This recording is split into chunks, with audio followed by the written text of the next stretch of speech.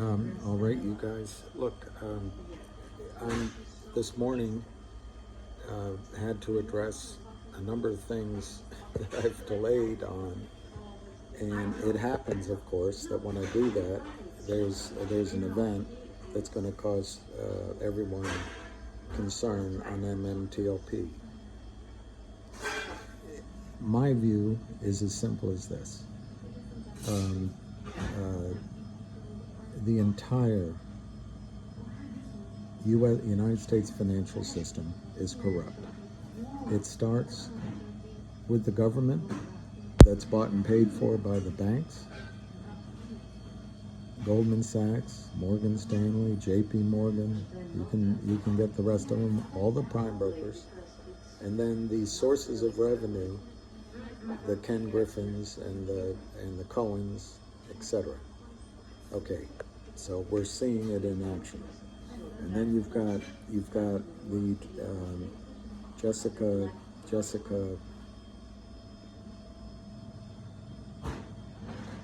I'm not remembering her name, the head of enforcement at FINRA. She used to work compliance at Lake Mason, so she knows what she's doing. What I think's happened here, yesterday, brokerage firms were noticed late in the day about this corporate action. All of the brokerage, remember I've told you before, there's the retail side, the sales side, and then there's the risk mitigation and the compliance side. The compliance officer are a cautious bunch. They're very cautious. They're not going to buy in their accounts without directions from FINRA or the DTCC. FINRA gave a notice with half an hour of trading yesterday to go. So this morning and overnight, these brokerage firms look at the magnitude of the problem. The problem is simple, you know it. There's just to be simplistic, 2 to 1. There's 165 million real shares or preferred units, mmtlp, limited partner, mmtlp, and there's at least 165, maybe twice as much as that are all that you use the word synthetic. It's counterfeit, fake, mimeograph, toilet paper that have been sold by the short sellers. Criminals. The whole system is corrupt. Now, what these guys were doing, and they're mostly men, so I'm not trying to be sexist, what these guys did yesterday in the last few days is sell the stock down so that when their lawyers go to argue with FINRA, who are also lawyers, compliance officers, they say, hey, well, the stock's only worth $3. And so that negotiation starts at $3. They also get to put all that money in their accounts anyway. It gives them some strength to negotiate with the back offices of all the brokerage firms. Now, counterbalancing that is you've got John Berta and Greg McCabe saying, we won't accept cash. MMAT will not accept cash. We will only accept the real shares. So you got a huge dilemma going on over the weekend. You've got brokerage houses who want instructions from the DTCC and FINRA. What should we do? And so these brokers are expected to behave all in concert, maybe. But let's look at it from the brokerage firm standpoint. If we don't do anything, we're going to open ourselves up to the liability that we have to deliver a private share that we can't buy at $50 or $100 or $150 or $180 a share in valuation now. But that valuation might be much, much higher if a buyer comes in. Do we want to be exposed to that risk? And the answer is, of course, no, they don't. But if they get instructions from the DTCC that says, hey, we'll cover that risk, or if over the weekend the DTCC says, and the major brokers firms say, well, you know what, we're going to put cash in the accounts of everyone that doesn't get into the private company. or let's negotiate with a private company. I don't see how that resolves anything, because it opens up lawsuits from the other side, not from your side, but from the corporate side, from the well, maybe from your side, but from not the situation we're in. People say, hey, wait a minute, you're paying me $1, and that's what the shorts expect, that it's going to be, they're going to be able to buy their way out of this as they've always done before. Well, what you're seeing, as I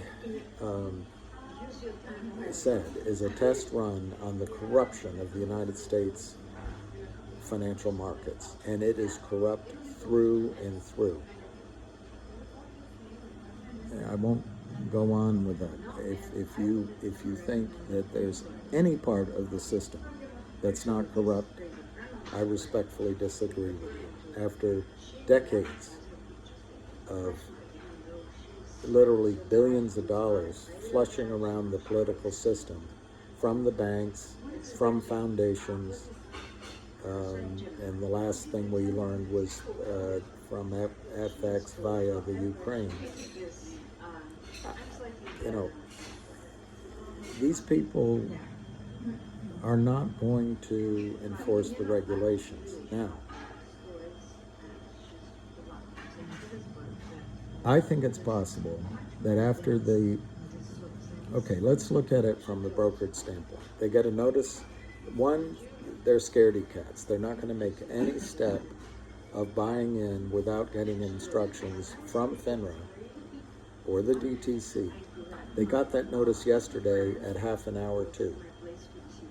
This morning, there's panic in the system because they're finally seeing what years of lax oversight have done. So FINRA uses an obscure ruling and freezes trading. Well, remember, we've all been taught that over-the-counter markets can't halt trading. They halted trading. They also removed the bid. I'm not as concerned with the bid problem right now because the real thing is buying that's going to go on. But the brokerage community, I think, sensibly said, hey, wait a minute, let's study this. Now, over the weekend, you're going to be upset that there's no bid and it froze trading. I get that. But let's just go through it from the broker's standpoint. They've got the weekend to figure out, do I not want to close this and go along with the herd and rely on the DTCC to backstop me and the lawsuits that go on forever? Or do I want to cover on Monday? Now, I can see a flaw in what I'm saying in the fact that the market may not be trading. But I think there'll be pressure put on FINRA to open the market again, because I think there will be brokers, at least it's a possibility, there will be brokers that want to buy in. Now, if the market doesn't open on Monday, what you have is a share in a private company that, I'm just going to use one number instead of a range. You can lower it or increase it if you want. You have one share that's worth $100 a share as a private company. Okay, that's your right. You bought it by December 12th, the settlement. But what happens? What happens on Wednesday when 365 million or 400 million shares show up for 165 million seats? Well, that's the issue I think some brokerage firms don't want to deal with. They're going to want to buy in. And I think they're going to put pressure on FINRA to open up, turn the machines back on. But if it doesn't happen, what happens then? And I can only see basically really only two scenarios. I'm trying to think if there's another one. I can only see two scenarios. One is the system does nothing. let's let it go to court. And I think the lawsuits and the feast of lawyers would be extraordinary.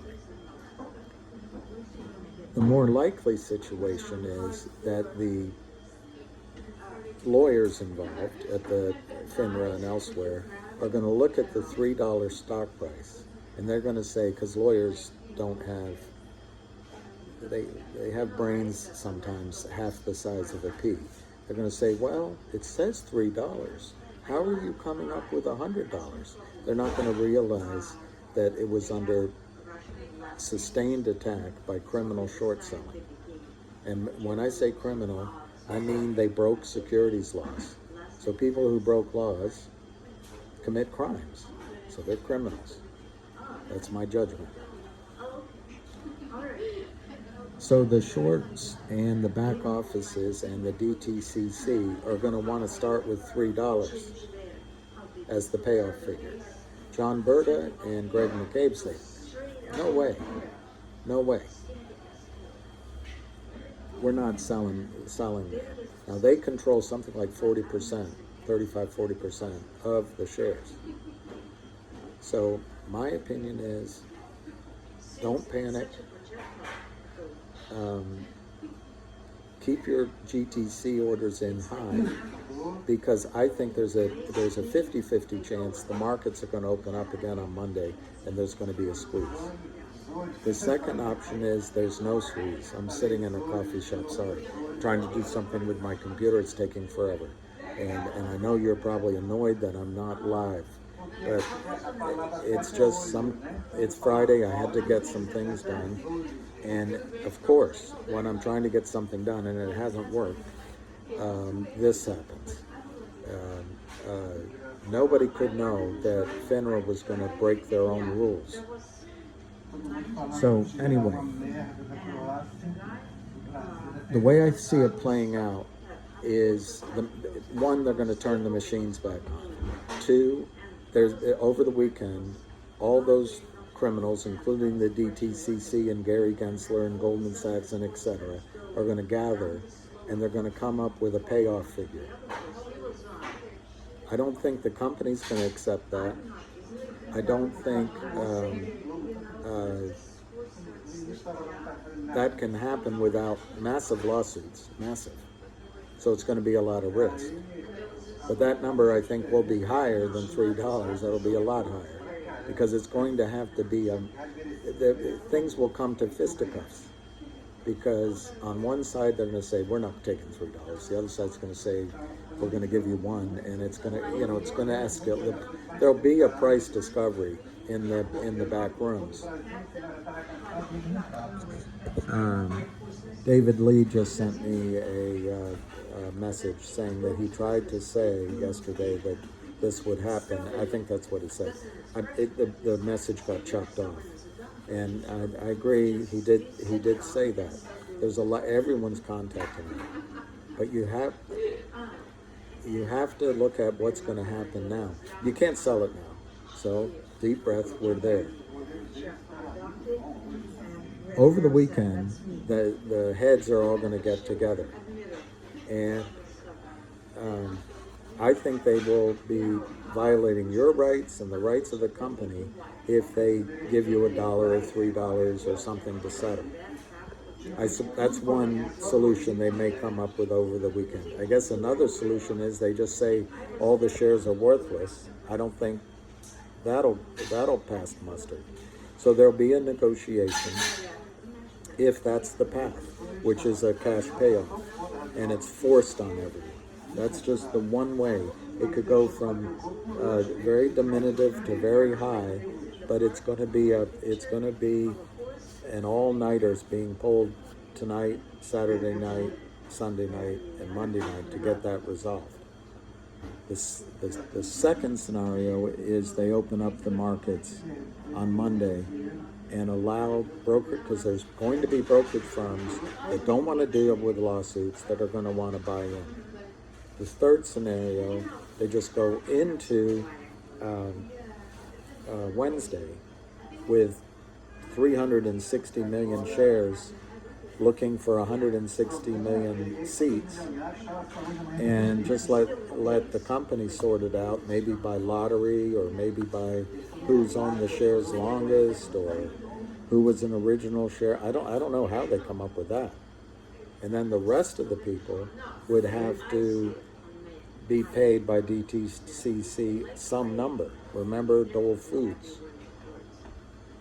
You bought shares in the market, you have rights. They can't take it from you. Not only that, the system is not all one monolithical group. And logically, on Wednesday, when they distribute, they're going to have to distribute shares to some people and enough cash to others to make all parties satisfied. Otherwise, there's lawsuits.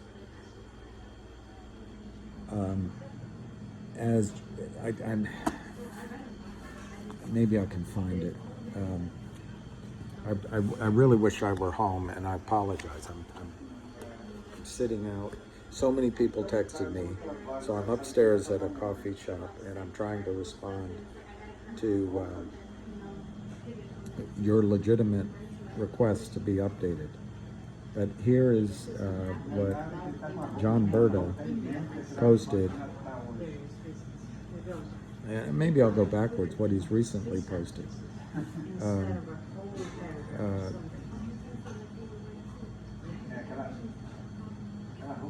John Berta is looking at a possible solution from Tony Twits. I don't have time to watch it. I'll watch it, and my goal is to get home by 3 so I can go live.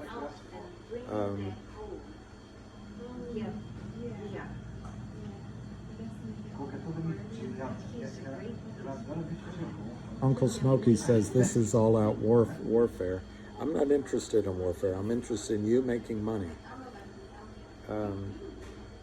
Ex big op. I'm at a loss for words. We gave our trust to John Berta and Palacos. It's not them. It's not their trust. You may be upset with me, but it's really not me either. But I'm not. Go ahead and be mad.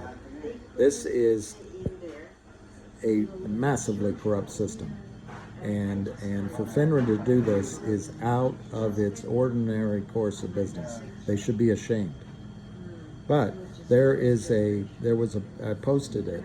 There's a guy out there that's warning. His name is Chief Trader 1.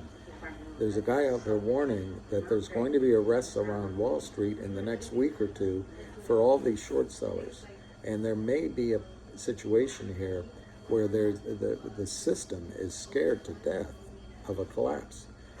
If the short squeeze in mmtlp were to be allowed, I did my arithmetic on my last video at 18.7 billion at $100 a share.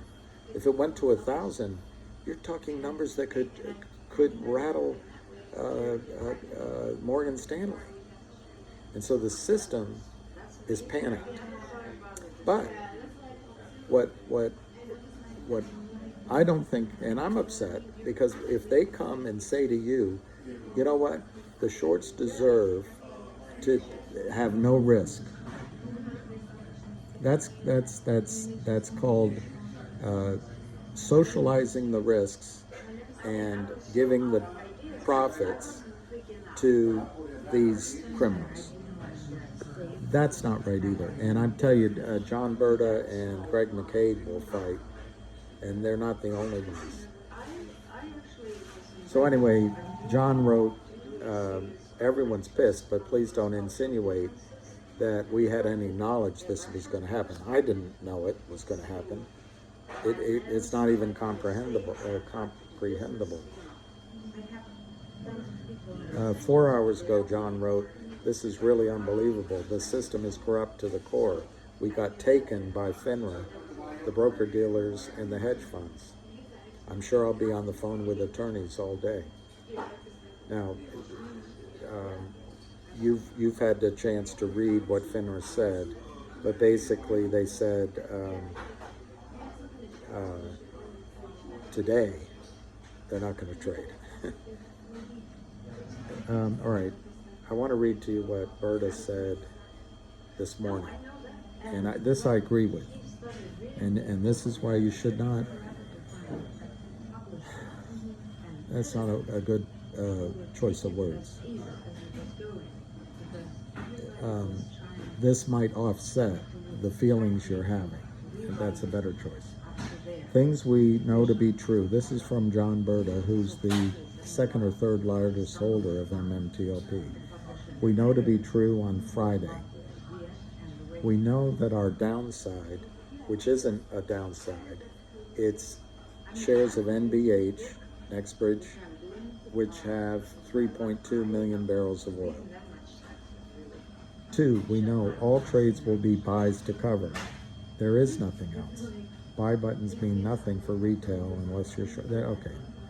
3, if the stock trades just one share, we know the ledger is imbalanced. And that's what maybe Wall Street's trying to hide, that there's any problem here. Now, this is important for you. Number 4, we controlled the destiny today. We set the price. If you want to sell, set your ask. In other words, set your price. They will have to come to get it eventually. And I agree with that. I just do not see, and you may not care about my opinion at this point, but I just do not see how the system can force you, unless they can declare eminent domain and condemn your accounts. They can't force a price on you that's de minimis. And you're going to have a battle between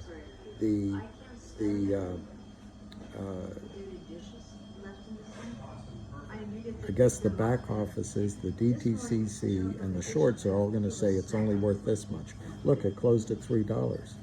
Criminally, it closed at $3. Gary Gensler is going to say, you know, I got to go watch Kim Kardashian. I love how she moves. And then, and I got to protect Goldman Sachs. But the other side is you.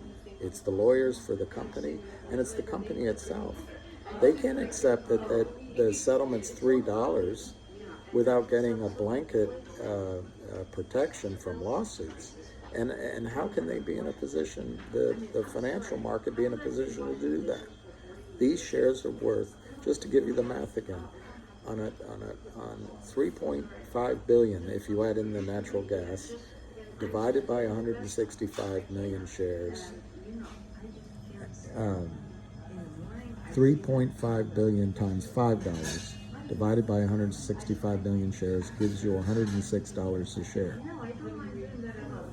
How the government can strip that value from you in a backdoor agreement, I just don't see it happening. And the lawyers take a long time, but the one thing that still remains true in this country is lawyers win. Lawyers win. Congress may be corrupt. The president may, any president, I'm not picking on a country.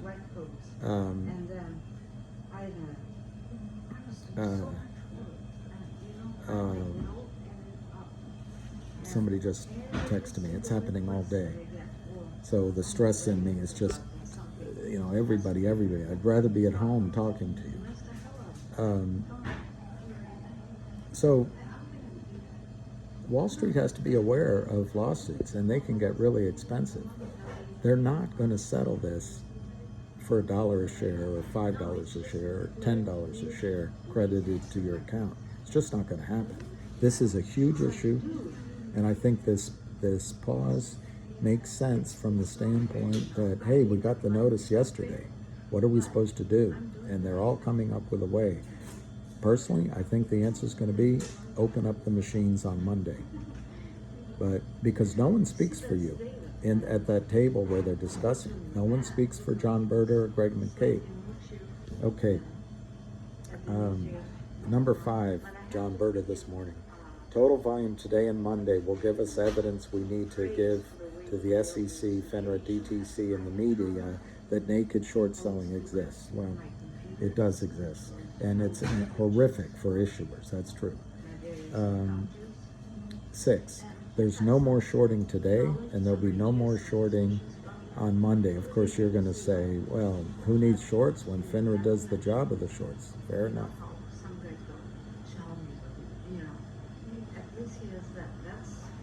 7, be on the lookout for spoofing it. Well, there's no trading.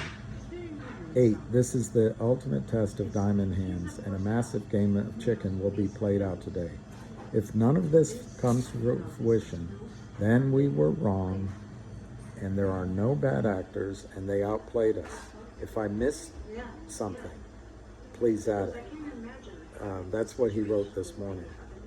Now, there's one more thing I want to read to you. I might have saved it. I hope I did, so I don't waste your time.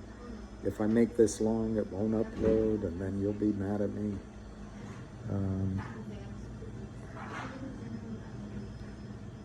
Let me see if it's here. You can never find anything when you're looking. I think people retweeted it. All right, here, I put this out, and now this woman, Lori, is putting it out. I put this out this morning. She didn't credit me, but that's all right. It says, I'm here to communicate big news. I don't come to Twitter much, but the DOJ is about to indict some huge players in the stock market. Hedge funds, market makers, brokers are going to be going down. Doomsday. So she doesn't credit me. Paul T. puts up, FINRA, look at the board of directors. They're all overpaid wankers.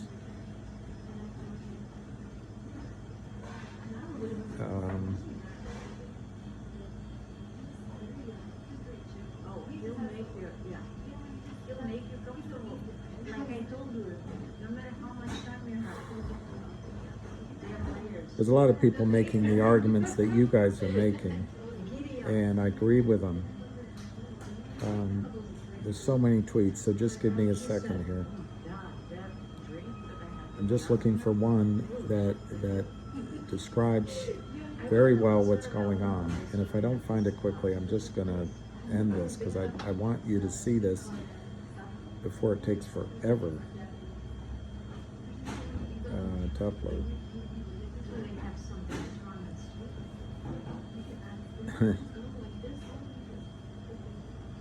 Perry Mason put something up. All right, I'm seeing somebody else commenting. You want an answer, so I'm going to put this up. So I'm going to summarize. I can't find this one. I'll do another. I'm going to get home and I'll try to do a live. I'm going to summarize it for you. I think there was collusion between the hedge funds, the bankers, FINRA, and the SEC, and I think they set us up, and I think it's criminal. Okay? FINRA did something they've never done before. They used an obscure rule to halt trading. Okay, that's one. We know that. 2, in a way it makes sense, because the simpletons in the back offices, and I say it, I shouldn't use the word simpleton, the people that were unaware, that's a better, those who were unaware in the back offices of the problem, found out at the end of the day yesterday when they got a notice in the, of a corporate action. And they're, oh my God, how do we do this tomorrow? So it makes sense to slow it all down today while they're all talking. 3, in my opinion, they're going to have to open up the markets, because you're not the only party here that feels wrong. There's brokerage firms that do not want to take the risk, and they're not going to be satisfied with the assurances from the DTCC, hey, we got your back. There's laws being broken here, and lawyers are good at going after deep pockets. So I think there's a 50-50 chance the markets will be open on Monday. 4, when I described this to you, I described the value of the shares in the private company. So our upside, our downside is our upside. I think that value is $100 a share. 5, you have a legitimate point of view that what if they come in and they don't let us get our $100 a share, they just give us a buck. I don't think that's going to happen. But what they did today now shakes me that they can do anything they want. They being the entire system. 6, I brought mmtlp to your attention because I think it's the classic case where a short could happen. A short squeeze could happen. Well, guess what? All the criminals and their puppets in government are combining, colluding to stop it. So it really brings into question to me whether there'll ever be a squeeze in any stock. And it might be that thing I just read to you. Now,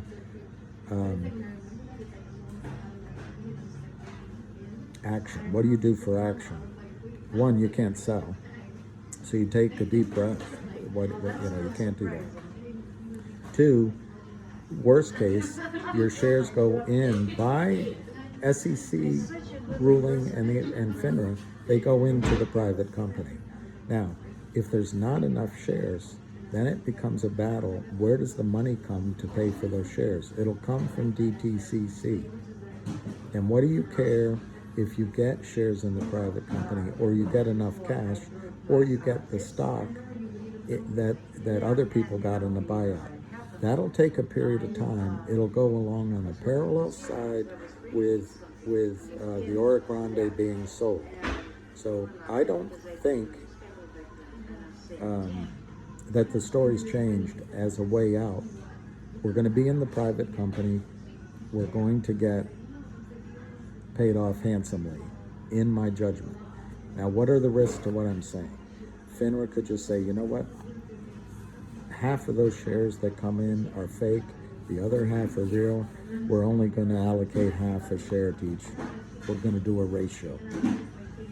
They can come up with any solution, and if it's the government, they can enforce it temporarily, and then the system can continue to function. They kick it down the road.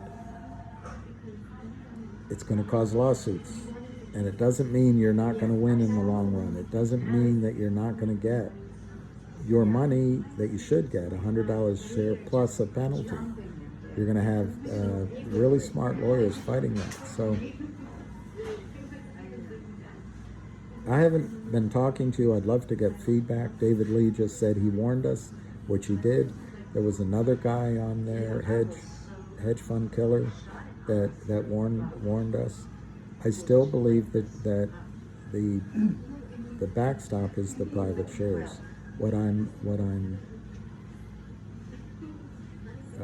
pausing on is, if they can do what they did today, what can they do on that distribution of private shares? Well, John Berta and the lawyers are going to fight, and I guarantee you it's going to be ferocious. I guess that's how I'll end the call. There's either going to be a ferocious buy-in on Monday, or there's going to be a ferocious fight between lawyers over the weekend, or both. And this story is not over yet by a long shot. So let me stop there, see if this will upload quickly while I walk home. I'm sorry I wasn't there. It wasn't intentional. I've spent all of my days mostly with you, and the one day I leave to handle some things, I never expected that the corporate action, the FINRA action, would be to stop trading. So anyway, we'll talk later.